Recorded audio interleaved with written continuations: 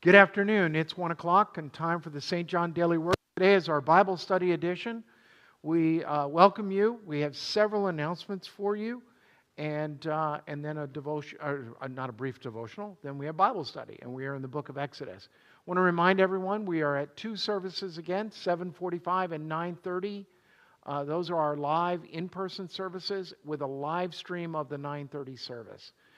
Faith and Fitness is every Tuesday and Thursday at 11 a.m. in the Fellowship Hall. And I had somebody here, they were cheering. Yes, we have it every Tuesday and Thursday. And this is chair-based. It's a chair-based stability exercise group. And volunteer-led. We have some videos that help with that. They have bands, they have balls, they stand up and use the chair and all kinds of good stuff. I may have to start using it myself. Every once in a while, I hit a golf ball and I go, whoa, whoa, whoa. Of course, one of our members who was playing with me one day said, "Nice pose, Pastor Ron," because I held the pose like you're supposed to. Right, Judy? It wasn't Judy that said it. They were like, "Nice pose." Yes, it went a long ways. Thank you. Popsicle Ministry is every Thursday on the Schumacher property from 3 o'clock to 4 o'clock. Right around in that time, we have a lot of kids walking. There's starting to be more of them as the temperatures cool a little bit. And then also, sometimes some of the parents pull over with cars and they want one. The kids in the back, the little kids, and then the other kids. Yeah, we go through them. We want to remind you about the Wake Up Call devotional.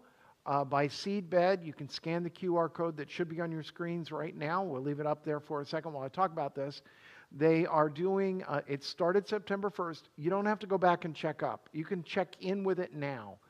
That's the beauty of actually this devotional that they're doing. For 89 days, you are reading one chapter a day of the Gospels, and then you have a devotional, and you can either listen to it or read it.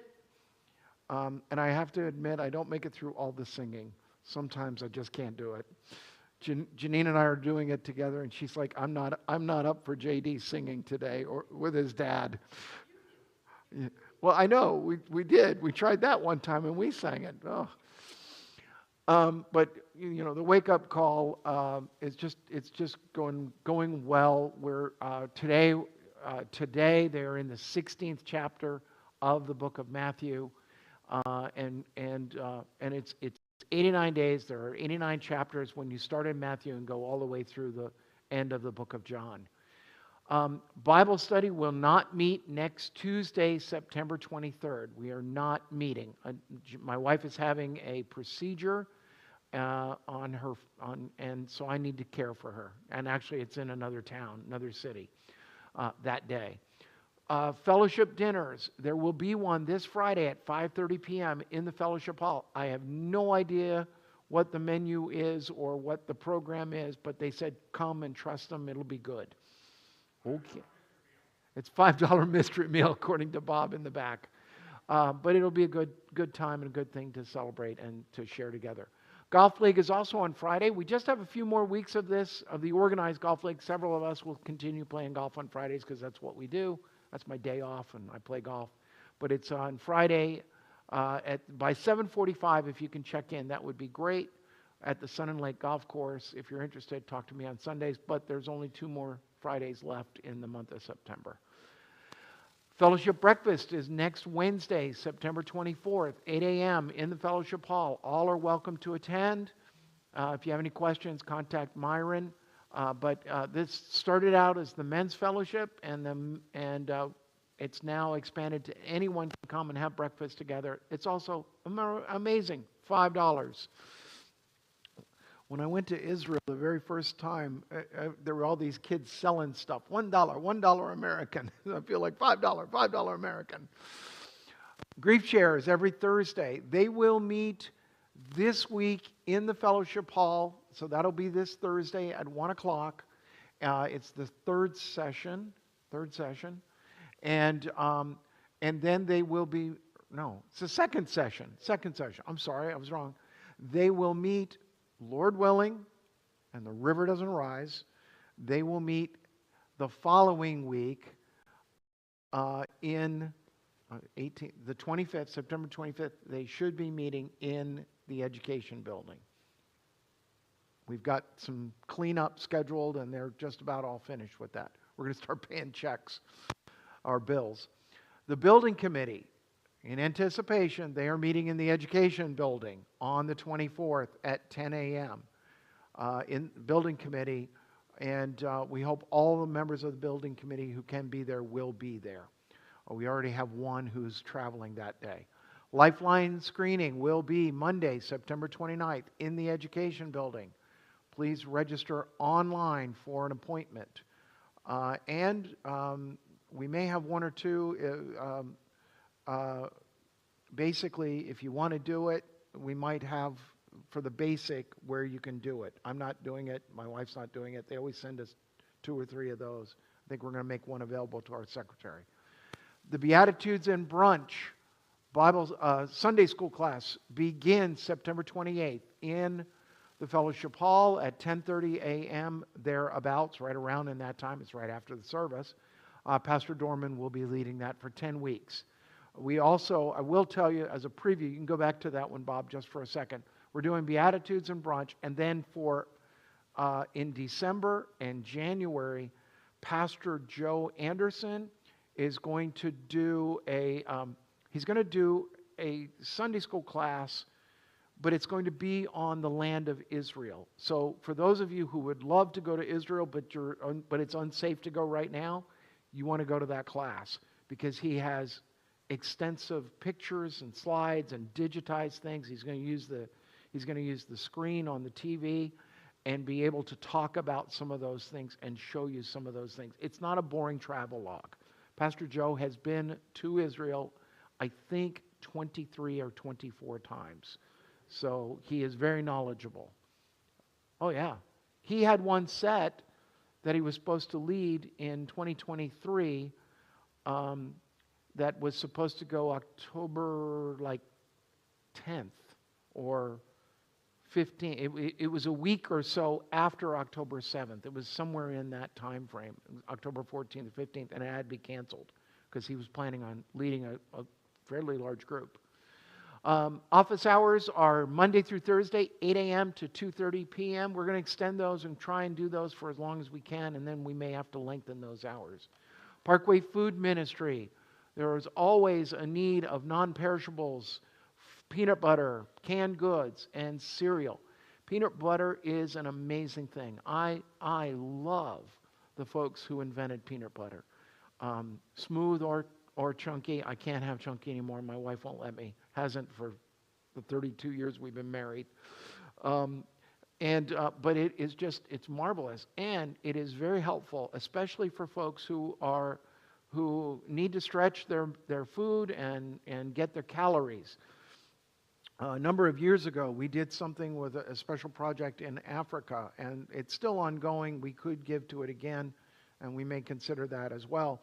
But there is this peanut butter that they super infuse with calories, and they were using it in places where the children were dying of famine, and they can only give it to them for 30 days, and they give them 1 teaspoon a day. And they had before and after pictures of these children. They tripled their body weight. It was amazing. I think, and then they figured out how to actually make it in Africa so that they lower the cost. I'm going to contact my friend who runs that ministry and see if we can do something with that again, maybe this winter time. Fall choir kickoff, Saturday, October 4th. If you sing in the choir or would like to sing in the choir, or if you just want free breakfast that day, show up. I will come by and say a prayer with them and drink some coffee and eat something and then maybe go play golf or go do something. But, the choir is an important part of the life of this congregation. They sing primarily in the 9:30 service, but they will meet at 10. They will have a quick social time and fellowship time and eat some food. And then they will sing a sampling of what they're going to sing. And Barb, it's great, right? Lots of fun. They'll move seats around. They'll try and figure out who sits next to whom. And They'll try and figure out who to put my wife next to that she doesn't get into trouble. That's hard. And it's really hard, I know. Yeah, it's very difficult. Speaking of my wife, she and Marge Peer are going to be leading a 7-week Bible study on the book of Ruth. Ruth, Lost, Love, and Legacy, led by Kelly Minter. It begins Monday, September 29th at 6 p.m. in the Fellowship Hall. You can sign up in the narthex. You can order your own book through lifeway.com/Ruth or Amazon.com. And on either one of those. If you are not able to do that, you need to let us know, and you need to let us know by next Monday, so we can put the order in and get the book here for you, and then you would pay us for that. And if we order, we found a way where we get free shipping through the church, and we don't have to pay the tax. So, but it needs to be done by next Monday. And we have an invite from Kelly Minter to show you at this time, and she's going to be on your screen.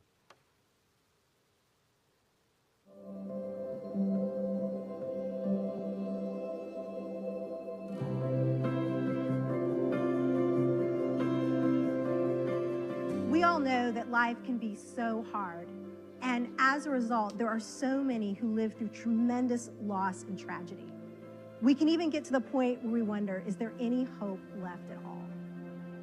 This is why I love the book of Ruth, because even though it starts with tremendous loss, we see that God's hand never leaves his people. Hey, my name is Kelly Minter, and I am thrilled to bring you Ruth, Loss, Love, and Legacy. Over the next 7 sessions together, we are going to see God's tremendous heart for the vulnerable, the lost, and the brokenhearted. We're going to see his redemptive hand take brokenness into abundance. And we're going to see how we can leave a divine legacy. I cannot wait to take this journey together with you.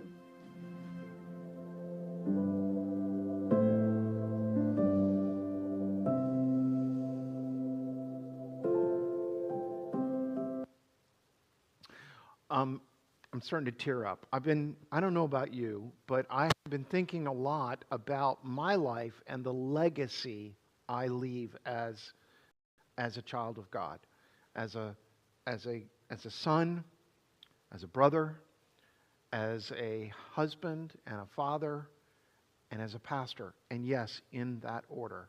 My responsibilities are to my family and then to the family of God that I'm called to serve and serve alongside of. And it just got me for a second. And I like the idea that the book of Ruth is powerful about legacy. It really is. It is very powerful. And it is about loss. And it is about being reconnected and reformed by God. I have taught it a few times in my career as well. But, and there's just a great passage that people have used. My wife used it with me when I did propose to her. And I will tell you, I proposed to Janine, and she left me hanging for about 3 months. She didn't respond no. She didn't respond yes. Her response was, I can't plan a wedding. I have to go away from my master's program.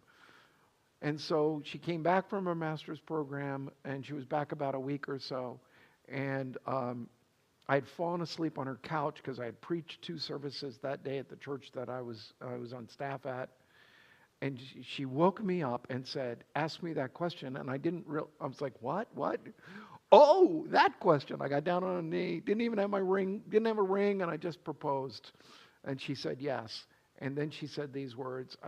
She said, I'm not going to be the traditional preacher's wife. I'm just going to be your wife first.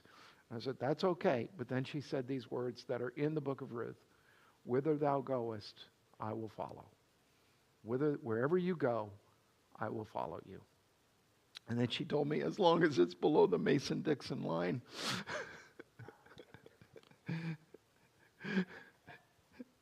I had to take, and then I had to take some classes.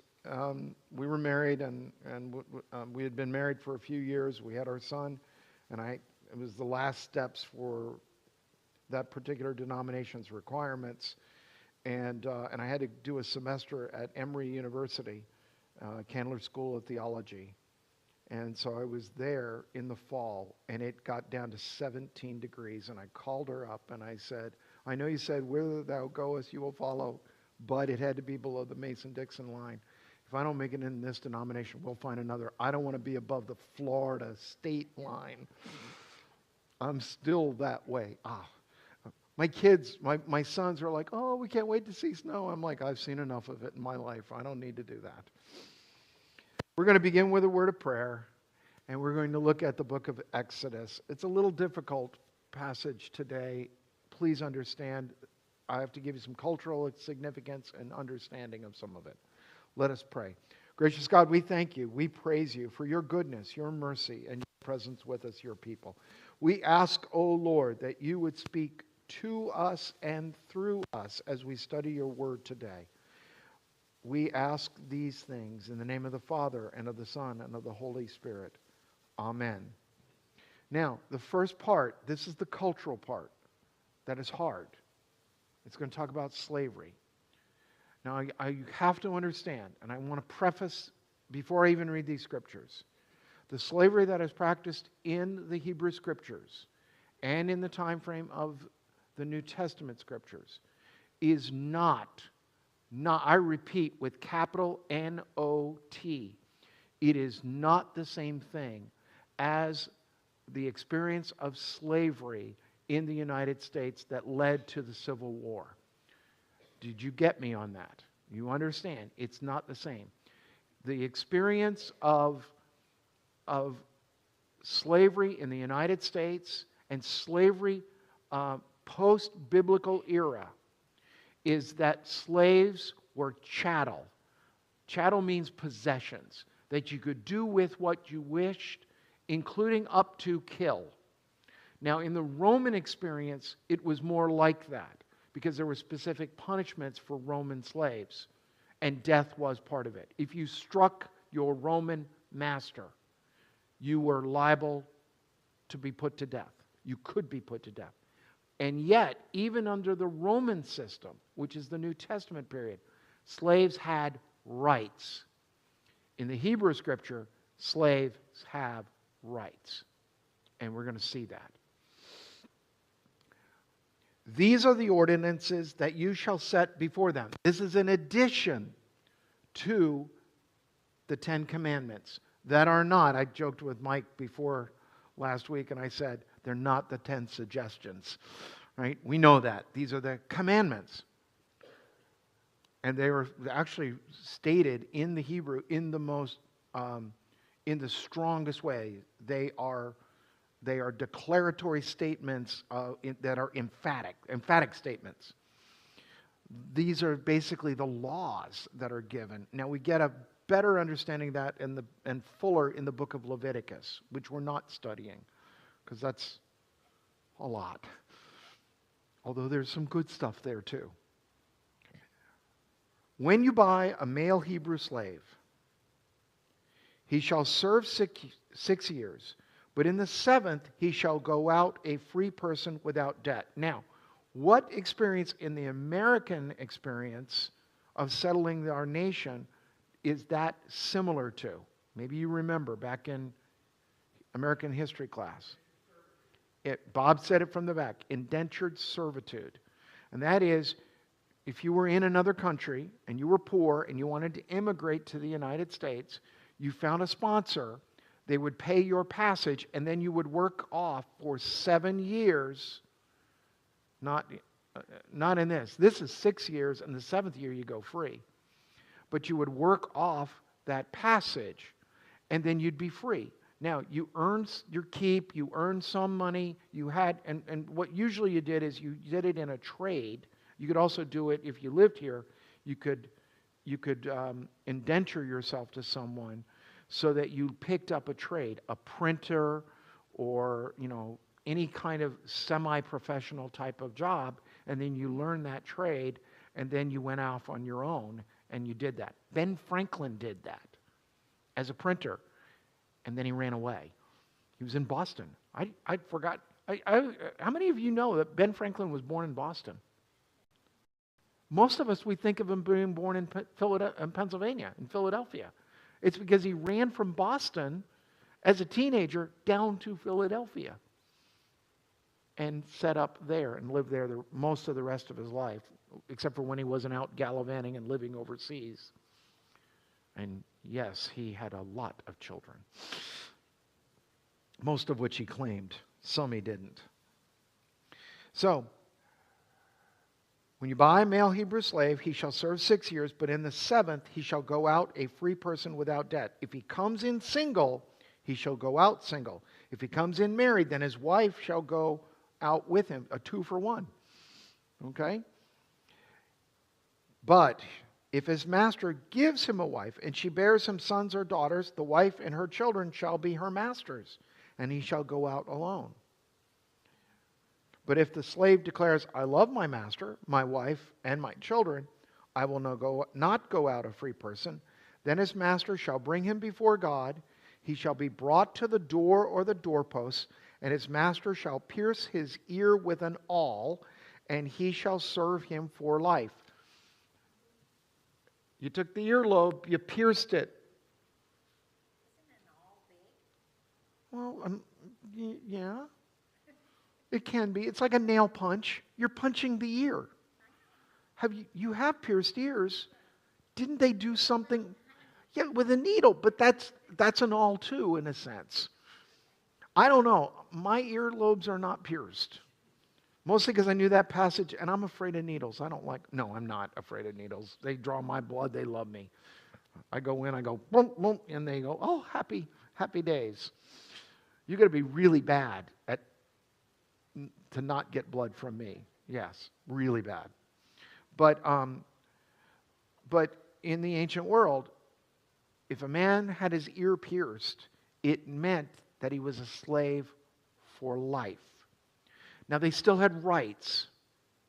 But you see what happens here is if you're single, you come in single, you go out single. If you come in married, you go out married. But if you're single and you marry one of the master's children, daughters, then you wind up, the daughter stays and her children, they belong to the master or another slave. You don't get your freedom like that. Now, later on, it will develop in something called the year of Jubilee. And that is every 50 years, everybody who is a slave is freed. My wife always joked with me, if we lived in these times, I'd want to go in the 49th year of a Jubilee, knowing the Jubilee was coming. Yeah, I'll be a slave for a year, or maybe the last day, and then get freed the next day. I like my freedom. Okay? But this slavery, again, you have rights. You're not chattel. You can be freed. You work. Now, people did this, even in the New Testament times, because of their debts. Because they couldn't make it. And so you had a patron. You had someone who would pay your debts, and you would work that off. It is not the experience of the American experience where you were beaten and abused and all that, although it did happen sometimes in the ancient world. But people were held accountable for that. I think slavery is an abhorrent practice. But this is more like working for someone. Similar to that. But it's not exactly the same. It's still bad, slavery, ultimately.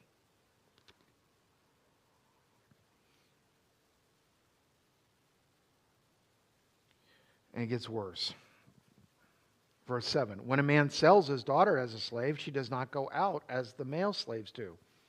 If she does not please her master, who designated her for himself, then he shall let her be redeemed. He shall have no right to sell her to a foreign people, since he has dealt unfairly with her. If he designates her for his son, he shall deal with her as a daughter. If he takes another wife to himself, he shall not diminish the food, clothing, or marital rights of the first wife. So here there is allowance for multiple wives. This is not good. It never is when there is multiple wives in this situation. And if he does not do these 3 things for her, she shall go out without debt, without payment of money. Meaning if he abuses her, if he diminishes the food or clothing or marital rights, then she's free to leave. This is allowing for basically a divorce. We will see later, when Jesus references marriage and divorce, he will say, for the hardness of your hearts, Moses allowed this divorce stuff. I speak as a divorced person.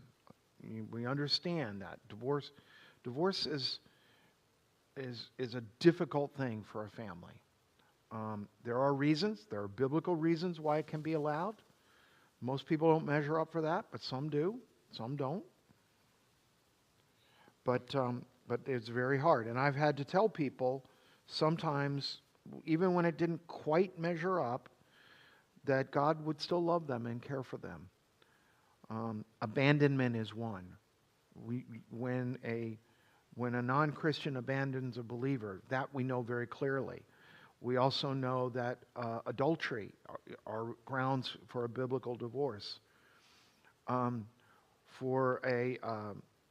do think it's not stated, but I also think an argument can be made. Physical abuse allows the person who's being abused to leave because we are allowed to protect ourselves. Those are the biblical reasons. I know that there are a lot of other reasons, and I know that lots of things happen. And again, God walks with us in this life. And we're going to see about murder and death. Whoever, any questions up to this?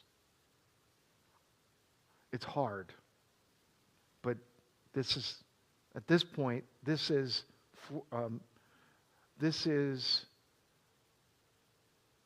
almost 4,000 years ago.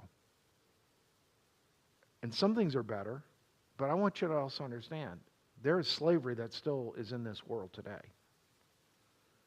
It is abhorrent. There is this trafficking of children for sexual issues is abhorrent. We as a church have done some things to help people. My wife, as a guidance counselor, all of her years had to be on the lookout all the time. Judy, as a teacher, you had to have trainings on all of these kinds of things that, to look for things. I don't know if you know, but in airports and in bus stations, in restrooms, there are signs. If you are in danger, to cry out, because people are trafficked. Whether you like or don't like some of the sheriffs of notoriety in our immediate area, they're on a mission to rescue children. And I know there's something called Operation Super Bowl where they catch, apparently it's a big weekend to traffic people. I just, horrible, horrible stuff. All right, verse 12. Whoever strikes a person mortally shall be put to death.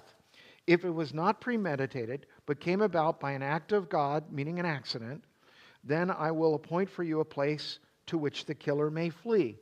This is a preface and a preview of what will develop called the cities of refuge, where if you inadvertently killed someone, you ran to that city and they had to be dotted throughout the country. I guess maybe this is the idea that some people have for this sanctuary city kind of thing, where you would be safe.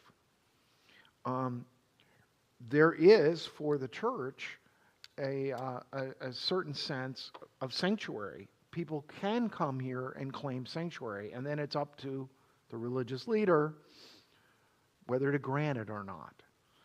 And I did have an instance many years ago in another church, in another community, where we had somebody that did something dumb. They had sold some Tupperware and failed to deliver the Tupperware, and they had cashed the check. And that's theft. So for $15, somebody swore out a warrant for their arrest. And they knew they'd be at the church because we had a Wednesday night dinner every week. So she's there with her grandchildren, her sister who is on my staff, and there's an open warrant for $15, $20. And the police officers came to the door. Janine happened to be going in, and she said, "May I help you?" "Well, we have a report that so-and-so. Do you know her? Is she here?" Janine looked down through the window and said, "Yes." "Well, we'd like to come in." "Let me get my husband." And I came up, and I said, "I will bring her out. Can you please just wait and not arrest her in front of her grandchildren? We can't wait to, no, we can't do that. We have to arrest her." And so they did that. But I went and got her. She's like, oh. And she'd had some trouble with the law earlier in her life. That's why they did the warrant. And I had visited her in jail. And she was in jail for like a month till somebody bailed her out. The bail was a far more than the $15, $20 with the Tupperware thing. But what it was is somebody, a girlfriend who got mad at her because she flirted with her boyfriend or something. It was one of these kinds of things. It ultimately was all dismissed, but it really made a mess. But somebody said to me, "Well, why didn't they come in?" I said, "They're not allowed to come in. They have to ask because we can be a place of sanctuary. We're not going to do that." And that's why I walked her out. And I've been a police chaplain, and I was aware of some of this stuff. Just as I'm covered, if you do something and you confess it to me, I cannot be compelled to give testimony against you. Now, if you did physical violence to someone and I think that you can do it again, I actually am bound to turn you in. But I can't divulge anything you tell me in a confessional way, even though I'm a Protestant minister. That came to a highlight in a national level when O.J. Simpson met with Rosie Greer, who was ordained as a minister, and they wanted him to give testimony, and that got fought through the California Supreme Court system. And they said, no, he does not bear. He can't be compelled to testify. So don't tell me. I've had people tell me stuff that I can't divulge. That actually happens all the time. Sometimes people walk up to my wife and say, "You probably know about this." And they'll start to talk, and she'll say, "Wait a minute, did you talk to my husband?" "Yeah, I'm sure he tells you everything." "No, I don't know." And I've had secretaries too. Somebody walks up and goes, "I'm sure the pastor came out and told you." "No," because I even have a sign up on the door when you come in. What is said in here stays in here. I mean, it's flowery and nicer. This is the pastor's study, a place of grace and mercy and all those kinds of things. Because I believe that. So there are these cities of refuge that will be developed when they get into the land. But this is a thing, if you inadvertently, it says here, an act of God in the scripture. We talk about those things. They're called accidents, or they're called weather circumstances or situations. I do think this is funny. There was there's an old joke about a guy who owns a bar and he's too close. He's next to a church, which you're not actually. You can't do that. You can't be within most states, most places. You can't be next to a church or house of worship. You can't be any closer than, in some cases, 150 feet or 200 feet or 500 feet. They have ordinances that do that. But there was this. The joke goes that there's this bar and it's right next to a church and it's a bad bar and lots of trouble. And so the church keeps holding prayer meetings and they pray that God will take the bar away. And then what happens is there is a bad thunder and lightning storm. The lightning hits the bar, burns it to the ground. The bar owner then sues the church because they prayed that it was destroyed. And the attorney for the church says, it's an act of God. And they says, yeah, and you guys caused it because you prayed. God answered your prayer. And so the judge has to say, do I side with the church? Do I side with the bar owner? And apparently the bar owner believes in prayer more than the people. That's kind of the conundrum and the joke there.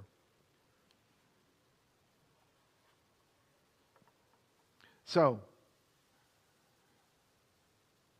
but if someone willfully attacks and kills another by treachery, you shall take the killer from my altar for execution. So murderers will be put to death. This is what is being said here in Exodus. Whoever strikes father or mother shall be put to death, meaning children. Whoever kidnaps a person, whether that person has been sold or is still held in possession, shall be put to death. These are what are called capital crimes. So the book of Exodus is saying, if you strike your parent, the book of Leviticus will reiterate this later on, and the book of Deuteronomy, if you strike a parent, you'll be put to death. Kidnap, same way. Whoever curses father or mother shall be put to death. So it's not just physically striking a parent, but verbally abusing a parent. I never read these passages to my children. Maybe I should have. When individuals quarrel and one strikes the other with a stone or fist so that the injured party, though not dead, is confined to bed, but recovers and walks around outside with the help of a staff, then the assailant shall be free of liability, except to pay for the loss of time and to arrange for full recovery. So if you harm someone, this is like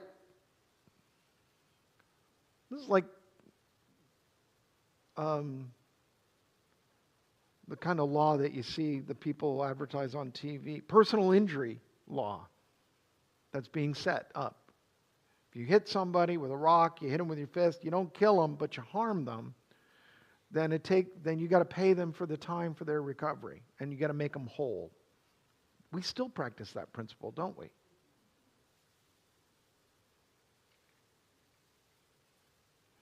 When a slave owner strikes a male or female slave with a rod and the slave dies immediately, the owner shall be punished. But if the slave survives a day or two, there is no punishment, for the slave is the owner's property. This is not good. This makes it sound like chattel. When people who are fighting injure a pregnant woman so that there is a miscarriage, and yet no further harm follows, the one responsible shall be fined what the woman's husband demands, paying as much as the judges determine. That still is the case, by the way. That's still on the books for law in modern day. If you harm a pregnant woman, you are liable for that loss, for that miscarriage.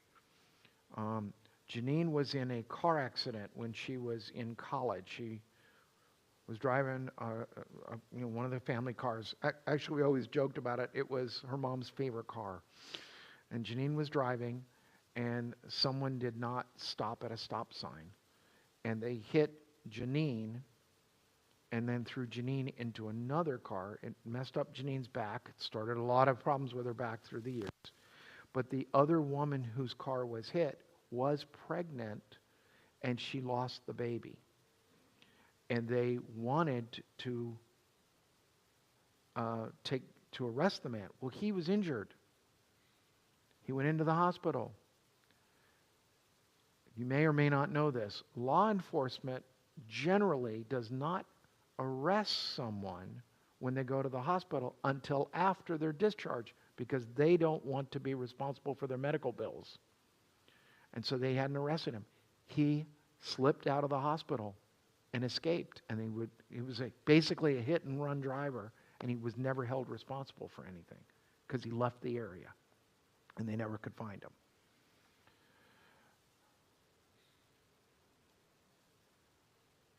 If any harm follows, then you shall give life for life, eye for eye, tooth for tooth, and hand for hand, foot for foot, Burn for burn, wound for wound, stripe for stripe.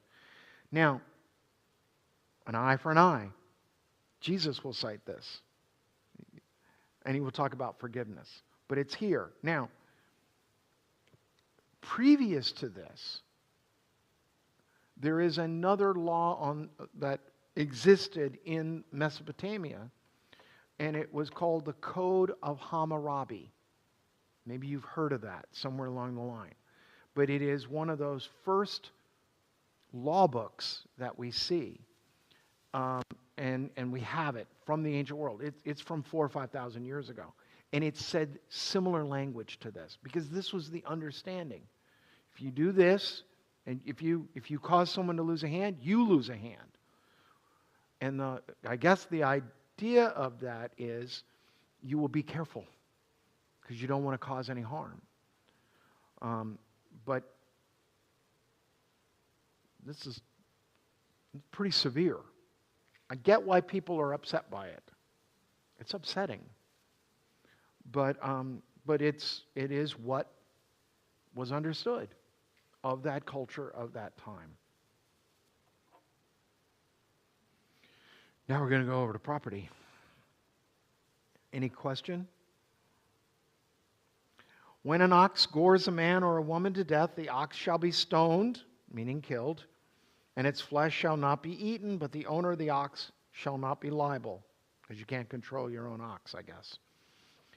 If the ox has been accustomed to gore in the past, and its owner has been warned but has not restrained it, and it kills a man or woman, the ox shall be stoned, and the owner also shall be put to death.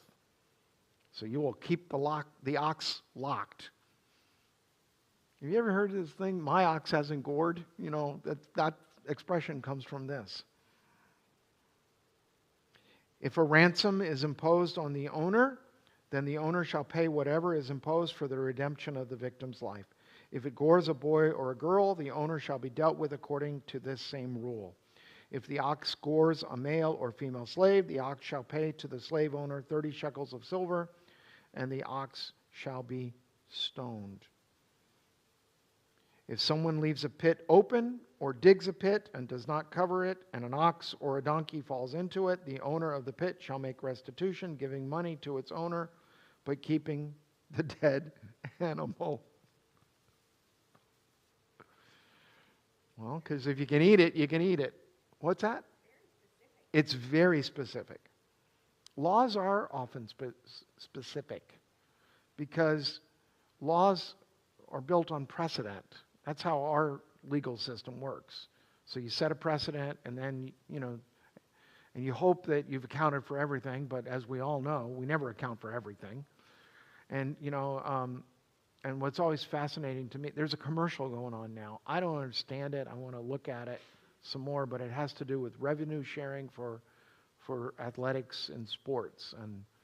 And the last time that law was updated was 1960. I was born in 61. Some of you were teenagers then, or young adults, and things have changed from 1960 to 2025. They had changed in 2005. Just things, and I don't know about you, but my kids came home one day and they talked about how hard school was in history. And I said, it's history. It's just what's happened. And they said, yeah, but a lot more has happened since I've been alive than when you were first born, Dad. We have more to learn. They're kind of right.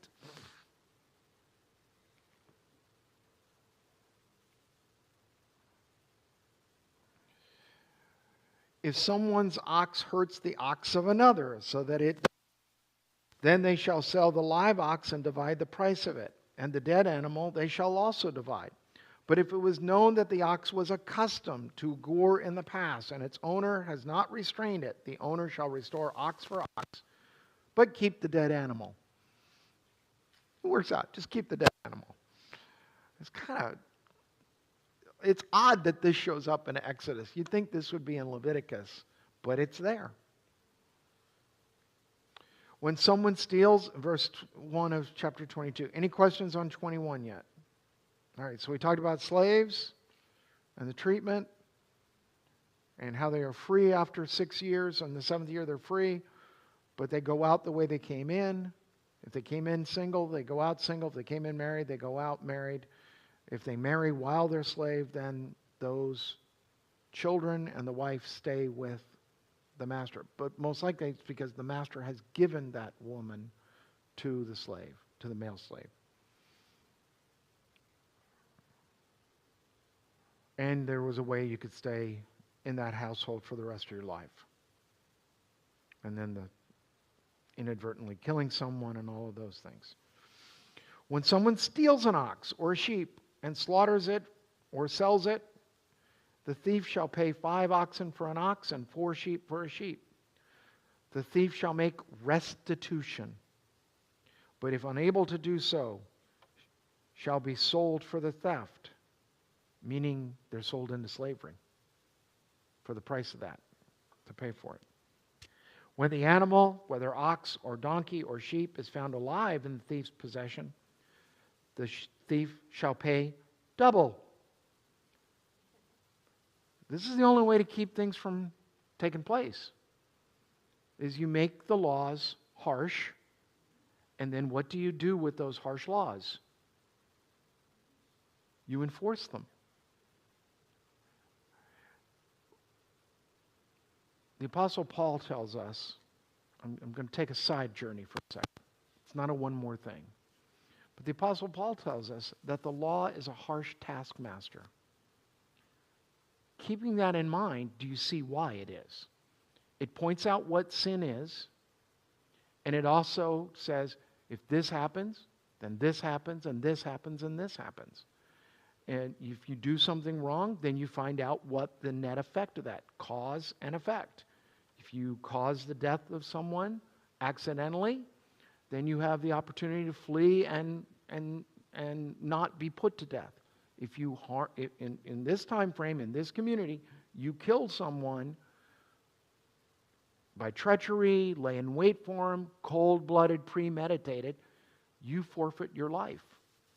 Now, you have to be able to prove it, and you will see elsewhere, actually in the book of Leviticus, you're told that you have to have 2 eyewitnesses that can corroborate each other, so as not to falsely accuse someone. And they can't be related, they can't be, it's got to be you and you if you're finding me do something. It can't just be you and your daughter or, well, we don't like him, so we'll just make that up. And by the way, lying is bad. Lying is very bad. That will also show up, right? It's in the top 10. Do not bear false witness. But you can see that all of these come out of those commandments.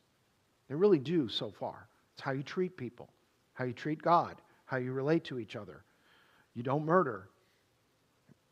But if you inadvertently kill someone, and murder and killing are different. And the 10 Commandments, it's don't murder. Inadvertently, you could kill someone.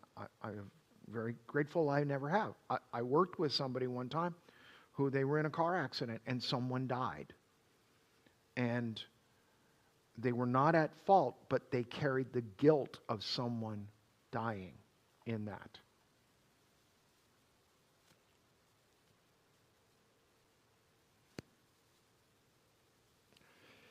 Verse 2. Oh. If a thief is found breaking in and is beaten to death, no blood guilt is incurred. But if it happens after sunrise, blood guilt is incurred. Meaning you don't beat him in the daylight, do it in the dark. How's that, Mike? You work security. Does that work for you?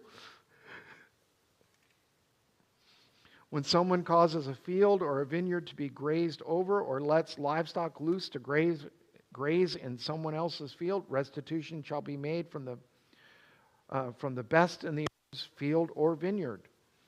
I had this opportunity several years ago. I was the chaplain on a golf outing. It was a week of playing golf, and they needed a minister to go with them, and they paid my way, and I went ahead and did it. It worked out I enjoyed that.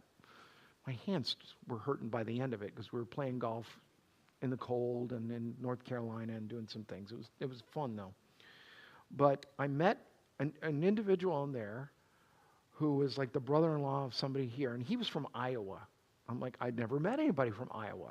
Tell me about it. What do you do in Iowa? He said, I'm an insurance salesman. Oh, okay. So you insure cars and houses? No.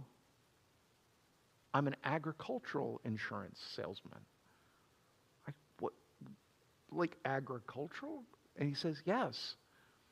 Farmers pay me insurance to insure their crops, so that if there's too little rain or too much rain or hail or locusts or grasshopper, they're covered. He said, I'm the guy they never want to see. And I never want to see them, but I want to get their premium because I protect them. He said, that's what I do. And it's like some of these remind me of this guy with some of this. But if you let your animal loose into somebody else's field, garden, and they eat it up, they got to get to come to yours and take the best. How many arguments between neighbors even today are over a dog or some animal or children?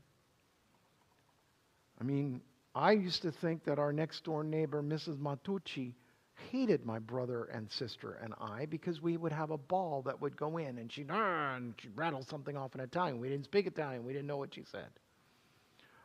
Turns out she was angry for a second. She never kept the ball. She always gave it back.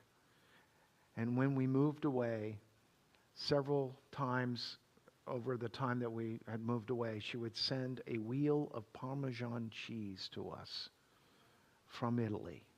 She'd write and send it in a letter to somebody in Italy, and they'd buy it and ship it to us in Florida.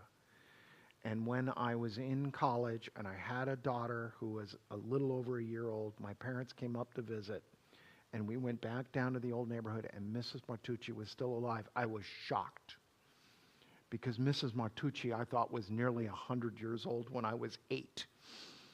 And when I was 20, she looked the same. Her husband had died.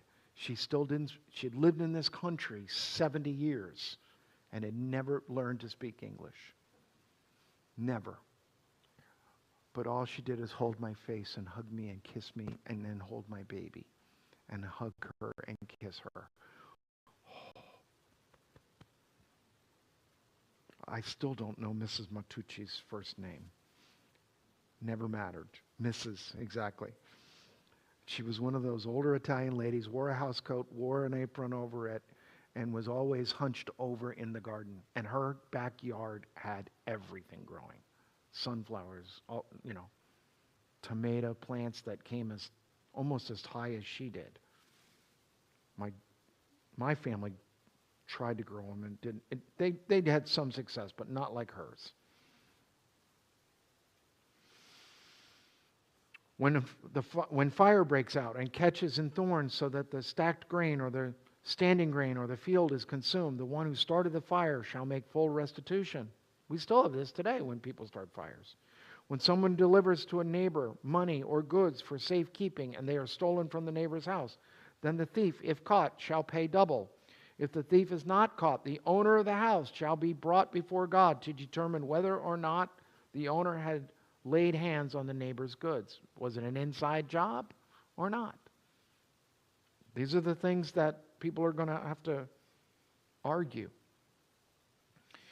In any case of disputed ownership involving ox, donkey, sheep, clothing, or any other loss, of which one party says, "This is mine," the case of both parties shall come before God. The one whom God condemns shall pay double to the other. You falsely claim something is yours, you're going to be out the cost of it and more, double of it. This is to try. What can you see about this? Is there anything you can see with these laws? They're strict. But why are they strict? Why do you think they're strict? I love what he just said in the back. It's a teaching tool. It's not just about having fear. It's how how you go into the land, which is where they're supposed to go into. Now we know they're going to wind up wandering for 40 years. But it's how this large community is going to have to interact. If you, as a tribe, clan, family unit, are constantly having to fight with somebody else over the tent pegs or the animals or this, it gets exhausting. And you'll never move, right? These are people who are on the move. They are marching from one place to another to go into a promised land. And so it's setting up for them how to live in community. Because they had laws before they left Egypt, but they were Egyptians' laws, Egypt's laws, not their own necessarily. And so, in a sense, what do we know about the Wild West? The Wild West was lawless. And so you had to have laws come in, and some of those things were harsh. I'm not advocating for it. I'm just saying it's understandable in this time frame, a little bit. I'm not excusing it. I wouldn't want to live under this. For every action you take, yes, there are consequences.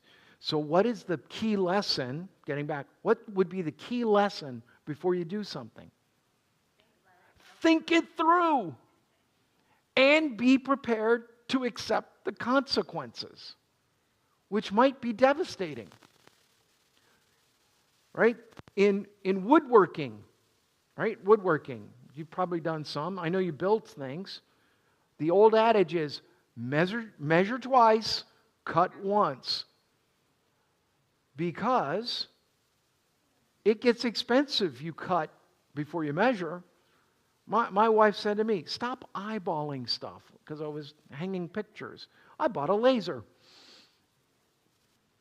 Then I hung the laser and I did all of this and I hung it, and she looked at me and said, it's still not straight. The wall's not straight. I did my best.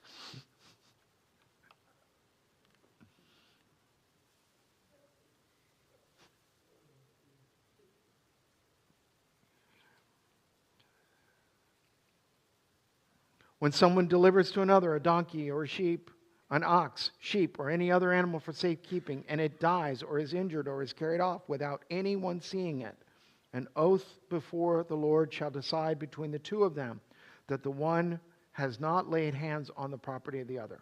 The owner shall accept the oath, and no restitution shall be made. But if it was stolen, restitution shall be made to its owner. If it was mangled by beasts, let it be brought as evidence. Restitution shall not be made for the mangled remains. When someone borrows an animal from another and it is injured or dies, the owner shall not being present, full restitution shall be made. If the owner was present, there shall be no restitution. If it was hired, only the hiring fee is due. How many of us know about the trope? It's a trope. It is a standard thing on situation comedies and things like that, of the neighbor who's always borrowing tools and never returns them. Or maybe you are someone has borrowed things from you and not returned them. You're smiling. Yeah. Sons don't count. But yet it does.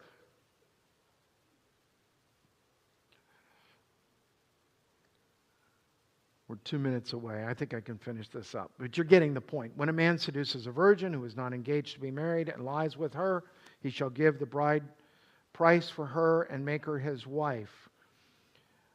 This makes the woman sound like property, and I am sorry for that.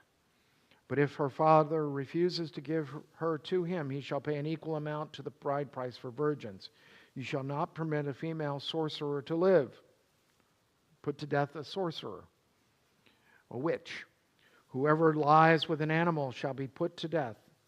Lies with an animal, that means of a sexual nature. Bestiality is condemned.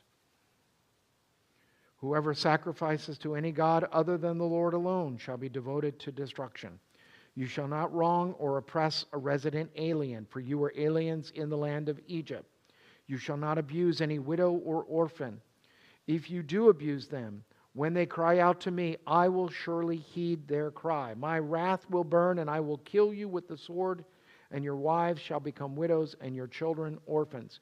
Meaning that if you abuse widows and orphans, your wife, your children will be made widows and orphans. Now, the reason for this, we think, and most commentators agree, widows and orphans are the most powerless in the society. Women couldn't own property. So if they were widowed, their property, their husband's property, would go to someone else. Orphans have no one to fend for them or fight for them. It goes on and carries on right up into the New Testament, where we hear things like James tells us in his epistle that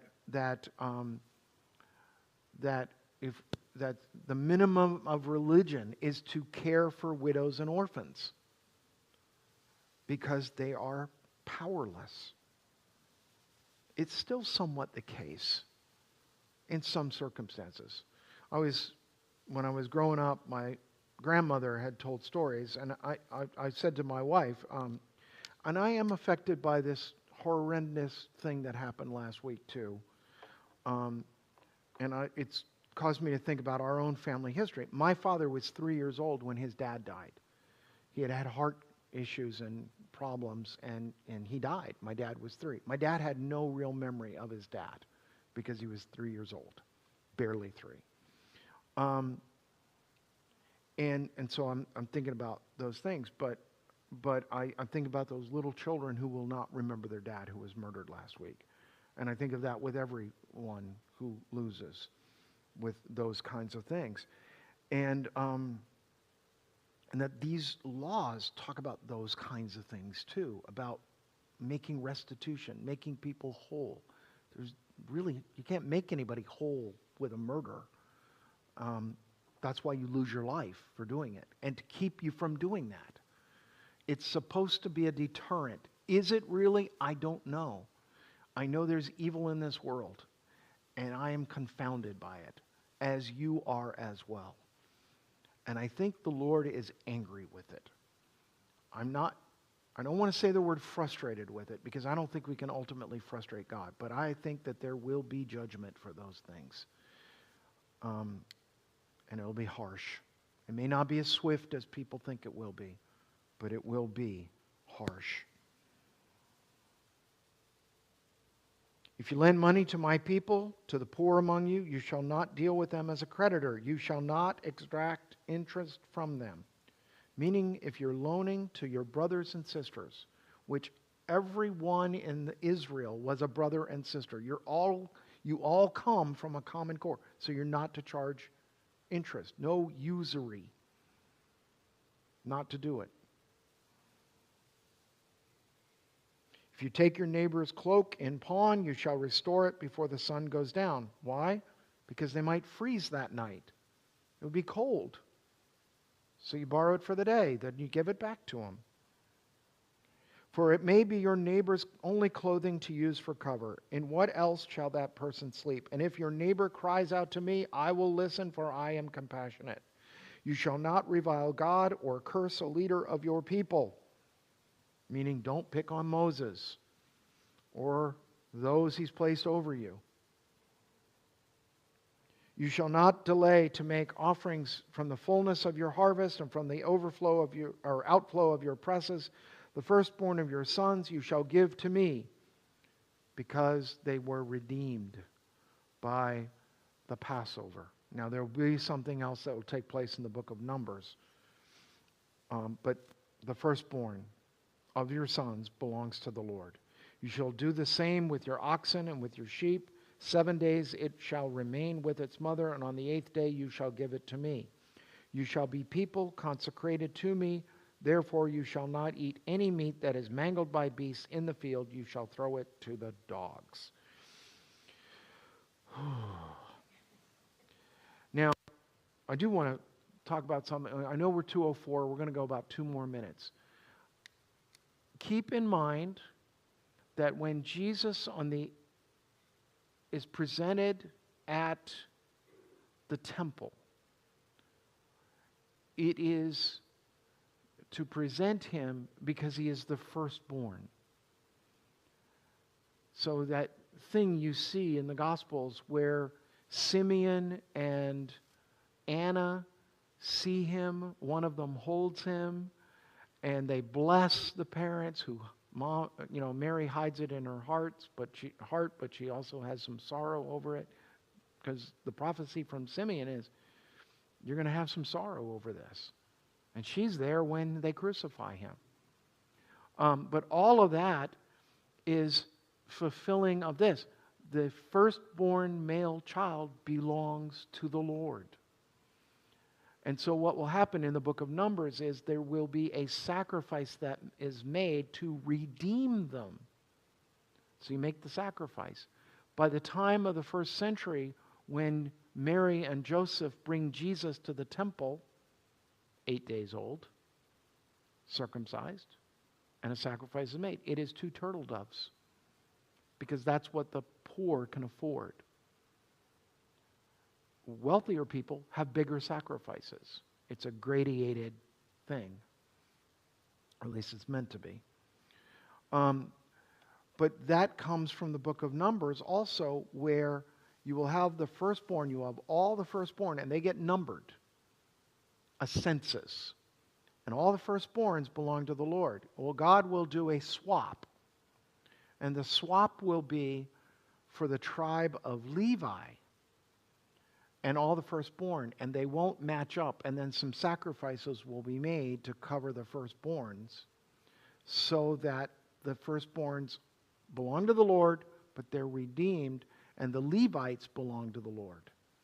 And then the Levites, which will be the priests, are then not given an inheritance in the land, because they're supposed to live all over the place, so that they are available to give religious service and instruction and be priests. And then they go up and they do time. No. They go up and they do service at the temple. First the tabernacle, then later the temple. But that'll all happen, and that all lays out. And so what will develop is that shortly after this, when they're in the move and in the book of Numbers, before they go into the land, they will be bought back. So that firstborns belong to the Lord, but they're redeemed. And yet, at their heart, they still belong to the Lord. Because everything belongs to the Lord. That's the other thing. Whether you're the firstborn, the middle child, the baby, doesn't matter. You belong to the Lord. But for those of us who are firstborn, our grandparents loved us best. The way it works. Janine and I play this game, and every once in a while she just looks at me and says, because I almost always win, and she'll say things to me like, I guess God does like you better. Yes, my Smothers Brothers, one of them always said, Mom liked you best. So, but this part's exhausting in working through this, and hard stuff. And it should make you understand why some people get upset. But we have to put it in its cultural time. This is in a wilderness. This is where you don't have forensic science. This is when life was somewhat cheap in some respects. And yet it is not cheap to God. And so God is trying to protect widows, orphans, and anyone. If you take somebody's life, laying in wait and treachery, you forfeit yours. All of that stuff's laid out. So that is where we are. We're going to close in prayer. Thank you. I'm sorry we went a little bit long. We will not meet next week. Please keep my wife in prayer. She's traveling to go see our sons. And I wish I was with her in some respects, but she needs that time. And then she's coming back and having some surgery on her foot. That's what it's on. So she's going to be off her feet for a few days. So please pray for me, because I'll be waiting on her hand and foot. I'm already prepared for that. When she was sick one time, she couldn't cook. And she said she should have filmed with her cell phone me frying an egg. It was a comedy of errors. 3 eggs to get one fried. Couldn't crack it. I don't cook. I told her when we were dating that I make reservations, so she had none. One time she said to me, please cook a meal for me. I cooked a meal. I broiled some steaks. I did some things, baked potato, did all of this, got it all going. Trying to get everything to finish at the same time made me really appreciate my mother and all the cooking she did, and all the women and all the people who do cook, men and women who do all that stuff. Of course, I did all of that, and she showed up 10 minutes late. I said, you are late. And she looked at me and said, do you know how many meals you've been late for, Reverend? Pastor? Preacher? Sometimes I'd call her. I said, hey, I know we're having dinner, but I'm going to be a few. Sometimes I would call her. Not all the time I would call her. I'm stuck at the hospital. Somebody's dying. I need, and she's like, okay. She's like, how do you argue with God? Some people do all the time. Doesn't work, though. Let us close in prayer. Gracious God, we thank you. We praise you for your goodness, your mercy, and your presence with us. These are hard passages. But we have to understand that even in this difficulty, it was because you loved people and you wanted to keep them safe. You wanted to keep them protected. Even in this, there is mercy, such as if your neighbor pawns his cloak, make sure he has it back by dusk, by sundown. And even the scripture says, because it may be all they have to keep them warm. We are thankful, O God, that you love us and you care for us and that you have called us your own. And I am thankful to be a part of this congregation where we demonstrate God's love for people and this congregation's love for people. And I am proud to be the pastor here. We give you thanks and we praise you in the name of the Father, the Son, and the Holy Spirit. Amen. God bless you. Have a great day. Thanks for being with us. Bob, thank you as always. He is our production engineer and sound and video and all that stuff.